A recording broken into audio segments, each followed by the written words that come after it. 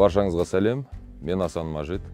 Аңдар шаһары 2 анимациялық фильмінде Бого Басеке атты кейіпкерді дыбыстадым. Бұл тапсырманы орындай алмасаңдар, екеуіңді бөліп тастаймын. Сендер екеуің қаланың быт-шытын шығардыңдар. Ал енді мен барлығын реттеуім керек. Бого Басеке ұрысқақ кейіпкер болғанымен өте ақкөңіл кейіпкер. Жалпы мінезі жағынан екеуміз ұқсас келеміз.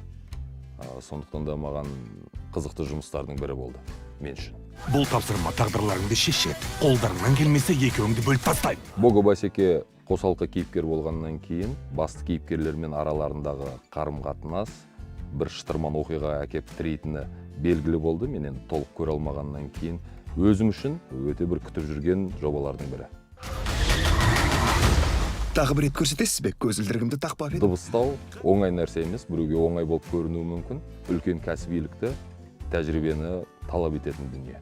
Дыбыстау егер өзіңе ұнаған болса, онда сен даусыңмен көп жұмыс істеуің керек. Ол келдім-кеттім дүние емес. Хопс пен Уайлд күдіктіні қуып барады. Оны біз ұстаймыз. Домалайтын кем? Не, Джуди!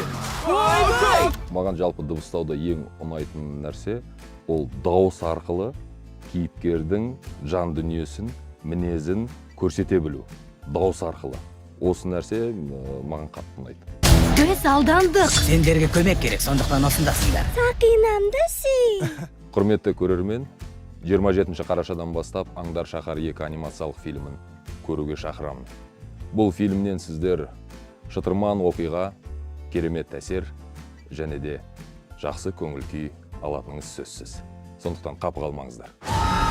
Аңдар шаһары 2 тек кинотеатрларда.